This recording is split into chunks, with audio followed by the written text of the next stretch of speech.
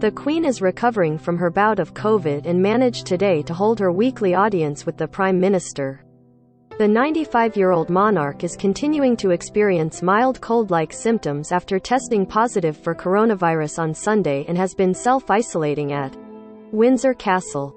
A number of palace staff who work and care for Her Majesty are also understood to have been hit by the virus in the last few days. Concerns for the nation's longest-reigning monarch have been heightened in recent days, given her age and recent health scares, including an overnight stay in hospital last October to undergo a series of tests and a back sprain the following month. Buckingham Palace had insisted the Queen, who is triple vaccinated, would this week be continuing light duties at her desk. The Queen, who is the world's longest-reigning monarch, continues to experience cold-like symptoms. Image: Victoria Jones, Pool, EPA-FA, Rex. However, she was forced to cancel 2 planned engagements due to be held on videolink on Tuesday after feeling under the weather. Her Majesty has been following the COVID guidelines after testing positive, but from tomorrow the sovereign would be freed from her isolation period with the end to the legal duty to self-isolate. The Queen holds an audience with Boris Johnson most Wednesdays, either in person or by telephone, and has recently been holding 1 or 2 diplomatic audiences a week with ambassadors by video link. A royal source confirmed the Queen did have an in-person audience planned for today, but as Her Majesty has been diagnosed with COVID, that was cancelled on Monday as it would have broken guidelines to have gone ahead. Her Majesty cancelled 2 appointments yesterday due to feeling unwell. Image: Getty Images. Her Majesty has a number of major engagements coming up next month.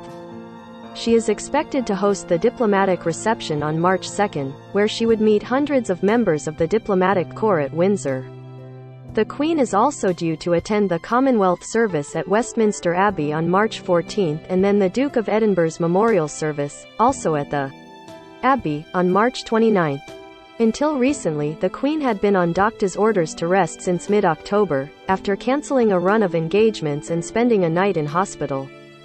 The Queen speaks with Boris Johnson most Wednesdays. Image: PA. Boris Johnson recently dropped all coronavirus restrictions. Image: Reuters.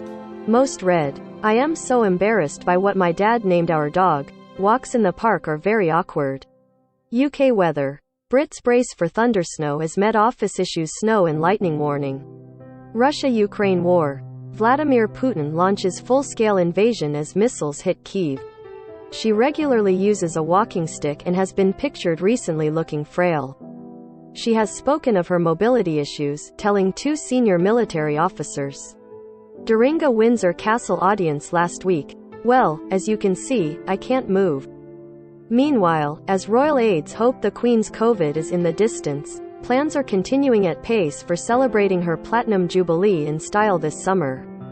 Some 5,000 members of the public will be selected to receive a pair of free tickets to a Platinum Jubilee concert at Buckingham Palace, the BBC has announced. The Queen celebrated the 70th anniversary of her accession to the throne on February 6, 2022. She is the first British monarch to reach the milestone. Her Majesty is resting and recovering at her home, Windsor Castle. Pictured. Image: Reuters. To celebrate the anniversary, a variety of events and initiatives are taking place throughout the year, culminating in a 4-day UK bank holiday weekend. From June 2 to 5, the BBC has revealed that 5,000 people will be selected via a ballot to receive a pair of free tickets to be in the audience at Buckingham Palace for the Jubilee concert on June 4. From February 24 to March 23, people will be able to apply online for a pair of tickets. The 10,000 tickets on offer are not being allocated on a first-come, first-served basis, meaning those who enter the ballot have an equal chance of being selected no matter when they apply during the period the ballot is open. Queen gave Kate Middleton secret princess lessons before she married Prince William. Prince William's parenting tricks and his ultimate nightmare with Princess Charlotte. As part of the celebratory concert, a stage will be erected in front of Buckingham Palace. A variety of musical performances will feature, from global pop and rock stars to opera singers, with a full, live orchestra. Famous faces from film, TV and the stage will also celebrate some of the most significant cultural moments from the Queen's reign. In addition to the tickets available in the ballot, invitations will be sent to a number of charitable organizations, including ones which support young people, the military and the environment, as well as those who worked with communities during the pandemic. Charlotte Moore, Chief Content Officer at the BBC, said, "The Platinum Party at the Palace is set to be one of the highlights of Her Majesty the Queen's landmark Jubilee festivities weekend and one of the biggest concerts in a generation." The BBC is honored to be bringing every moment of this live event to millions watching and listening at home, and on outdoor screens across the UK and around the world. The Platinum Party at the Palace will be held on June 4 and will be broadcast live on BBC One, BBC iPlayer and BBC Radio 2, and supported across the entire BBC. Applications for the ticket ballot open at 7 a.m. on February 24 and close at 11:59 p.m. on March 23.